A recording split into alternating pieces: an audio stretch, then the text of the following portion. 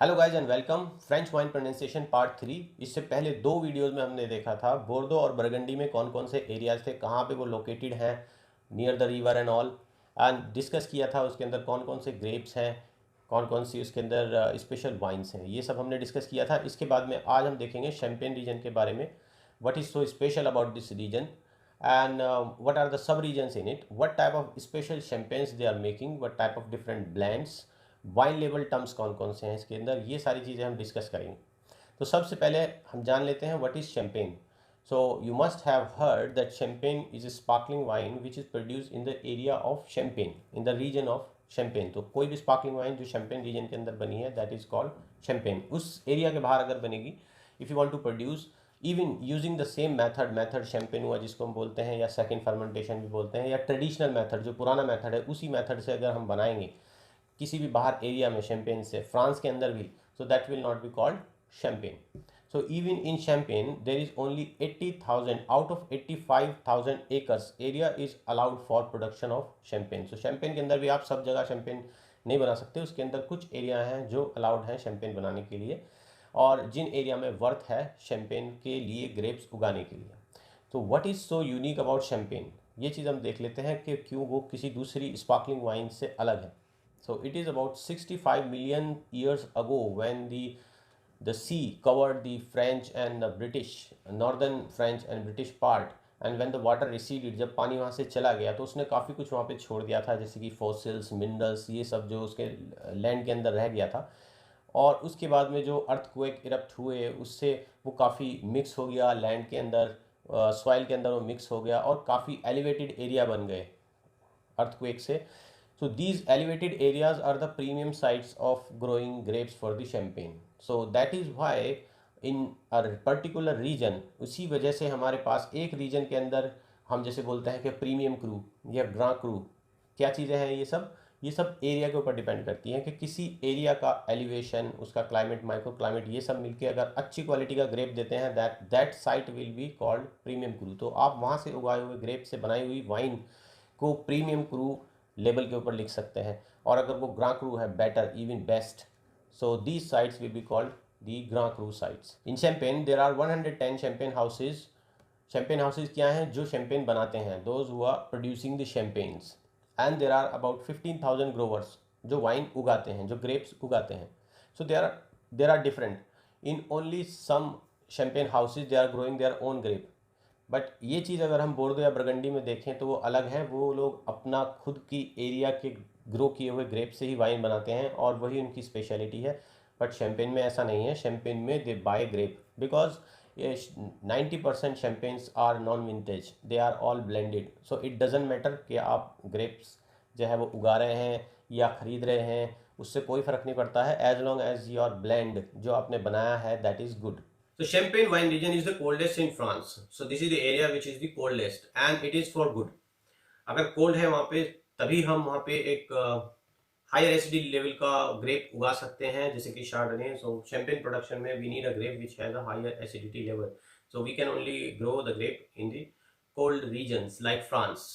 But sometimes the weather conditions are not good because, as I mentioned earlier, the Champagne weather is very uncertain. Sometimes it is raining, sometimes it is too cold to grow a good quality grape. That is one of the reason that they have to make a blended champagne, non-vintage champagne. उनको पिछले stock से मिला मिलू के एक अच्छी champagne बनानी पड़ेगी, जैसे कि बैचेस उनके पिछले ईयर्स में गए हैं उसकी क्वालिटी को कंसिस्टेंट रखने के लिए उनको मिक्स करके champagne बनानी पड़ेगी।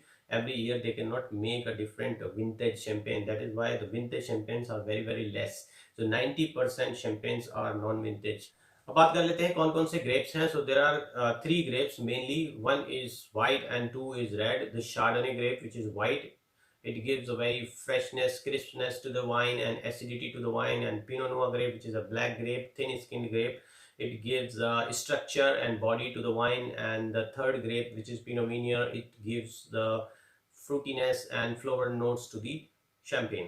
बट ऐसा नहीं है कि इन तीन ग्रेप से ही मिलके शैम्पेन बनेगी, हम नहीं बना सकते हैं. We can make it entirely with Chardonnay, that will be called Blanc de Blanc, entirely with black grape, that will be called Blanc de Noir. So हम बना सकते हैं, but 70% wines are made by blending, because as I mentioned earlier, we don't have good quality grape every year. That is why we have to we have to blend. आइए बात कर लेते हैं regions के बारे में, कौन कौन से अच्छे एरियाज हैं। जैसे कि मैंने बताया था कि शैंपेन के अंदर सारे एरियाज के अंदर आप शैंपेन, गुड क्वालिटी की शैंपेन नहीं उगा सकते हैं। उसके अंदर कुछ एरियाज हैं जिनके अंदर हम गुड क्वालिटी ग्रेप्स आपको देखने को मिलेंगे और जहाँ से आप शैंपेन बना सकते हैं। उन एरियाज के अंदर भी प्रीमियम साइट्स हैं और ग्रां क्रू साइट्स हैं। तो इसमें नंबर 1 पे है मोंताने दी ग्रां। The areas which you see highlighted in blue, they are the good quality areas और जहाँ से maximum champagnes आती हैं। The Mountain of Reims number 1, mostly planted with Pinot Noir and Pinot Meunier. Number 2 पे है हमारा Côte de Blanc, that is the hillside of whites. It is planted with the Chardonnay, that is why the name is white. और Côte de Suzanne is the extension of Côte de Blanc, उसी के नीचे है। Côte de Suzanne is planted with Chardonnay grape. And then we have Valley de la Marne, Valley of Marne River, planted with Pinot Meunier grape. And the fifth is the Aube, which is planted with the Pinot Noir. So these are the 5 areas you need to remember. You will find one of the terms on the champagne bottle to recognize from which place it comes. आइए कुछ champagne wine label terms देख लेते हैं। हमने कुछ discuss किया था। एक तो area, we have the area sub region जहाँ से वो शैंपेन आती है। उसके अलावा वाइन लेबल टर्म्स हम देख सकते हैं, जैसे कि blanc de blanc which is entirely made from chardonnay. अगर ये सिर्फ वाइट ग्रेप से बनी है तो शार्डने ब्लां दे ब्लां लिखा होगा, या फिर अगर ये एंटायरली ब्लैक ग्रेप से बनी है तो ब्लां दे नुआ लिखा होगा। We can make champagne by removing the skin. अगर हम स्किन रिमूव कर लें तो ब्लैक ग्रेप से भी हम शैंपेन बना सकते हैं। Same goes for wine also. रोजे शैंपेन जिसके अंदर की हम ब्लेंड किया है, या तो हम थोड़ी सी पिनो नोयर वाइन सेकंड फर्मेंटेशन के टाइम में उसमें डाल देंगे, जो कि उसको रोजे कलर दे देगी। This rose colour varies from the baby pink to dark salmon colour, but it gives a very unique colour to the wine. और या फिर हम ये मैसिरेशन के टाइम भी कर सकते हैं कि हम वाइन के ग्रेप को ग्रेप जूस के कांटेक्ट में थोड़ी देर के लिए रखेंगे, तो उससे जो कलर है वो थोड़ा सा वाइन के अंदर इम्पार्ट हो जाएगा, डार्क कलर उसके अंदर आ जाएगा और उससे हम रोजे शैंपेन बना सकते हैं। नथिंग एल्स, इसके अंदर और कोई खासियत नहीं है, सिर्फ ये कलर की खासियत है कि इसके अंदर थोड़ा सा कलर आ जाता है और थोड़ा सा स्ट्रक्चर आ जाता है, क्योंकि हमने इसके अंदर ब्लैक ग्रेप यूज़ किया है, तो स्किन का थोड़ा बहुत उसके अंदर इफेक्ट आ जाता है। इसके बाद में एक टर्म है मिलेजिम, जैसे कि मैंने पहले डिस्कस किया था। मिलेजिम इज द विंटेज शैंपेन। अगर हमने किसी एक पर्टिकुलर ईयर की क्रॉप से एक शैंपेन बनाई है तो हम उसको मिलेजिम बोल सकते हैं, but every year it doesn't happen. अगर किसी एक्सेप्शनल ईयर के अंदर बहुत अच्छी क्रॉप है, बहुत अच्छा ग्रेप हमने उगाया है, तो हम उसको अनाउंस कर सकते हैं कि this year is going to be a millesime और विंटेज ईयर। दूसरा एक वाइन लेबल टर्म है which is related to the sugar. ये आपको बहुत ज़्यादा देखने को मिलेगा। मैक्सिमम शैंपेन बॉटल्स के ऊपर आपको ब्रूट देखने को मिलता है। तो ब्रूट का क्या मतलब है, इसमें अलग अलग लेवल्स हैं जो आपको देखने को मिल सकते हैं। कितनी शुगर उसके अंदर रेजिडुअल शुगर है शैंपेन के अंदर, कितने ग्राम पर लीटर के हिसाब से ब्रूट नेचुर है, तो या तो उसके अंदर बिल्कुल भी शुगर नहीं है, 100% it is dry, there is no sweetness, या फिर अप टू 3 ग्राम पर लीटर तक हम उसमें देख सकते हैं। या एक्स्ट्रा ब्रूट है 3 to 6 ग्राम पर लीटर, या फिर ब्रूट है 6 to 12, और extra dry that is 12 to 17 ग्राम पर लीटर, और dry it is 12 to 32 gram per liter, और डेमीसेक little sweet which is 32 to 50 gram per liter, and dough that is very very sweet, more than 50 gram per liter. But these dough and demisec, they are found very very less because people don't want to drink sweet champagne. Usually people prefer dry which is brut.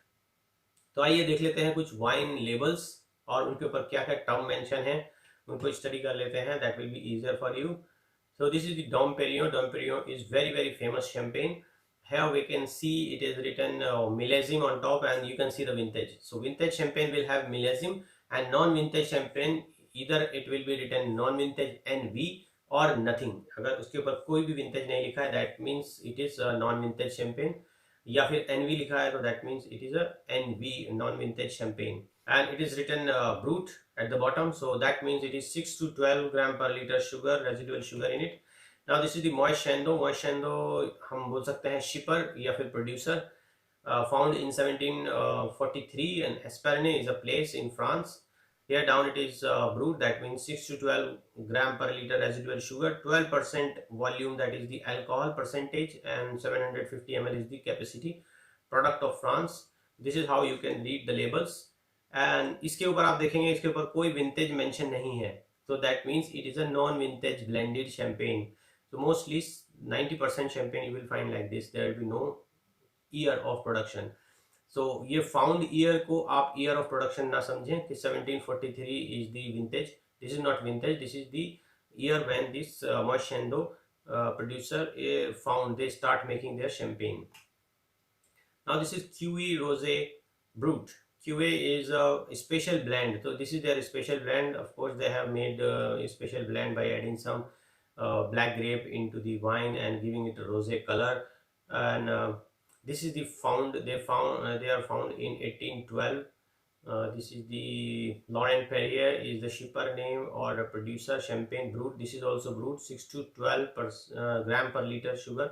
750 ml is the capacity and 12% volume by volume. Product of France. This is how you can read the label. Now we go to the next label, that is the Billecart Salmon Champagne Brut. इसके अंदर दो नए terms आपको देखने को मिल रहे हैं. Brute तो हमने देख लिया था. This is the residual sugar 6 to 12 gram per liter. Billecart Salmon is the shipper or producer, and here Blanc de Blanc is, that means this wine is made entirely from Chardonnay grape. It is 100% white grape used, Blanc de Blanc. And Grand Cru is the good side, premium side, अच्छी area के grep से बनी है. So this is the and it is non-vintage. कोई भी vintage इसके ऊपर mention नहीं है. Now we go to the Champagne Taittinger. This is Cuvée Prestige. Cuvée Prestige is also a good blend, a premium blend or a premium area. हम इसको बोल सकते हैं. नीचे इस पे लिखा है Reims. That means it's Montagne de Reims. This is the area. So thank you so much for listening.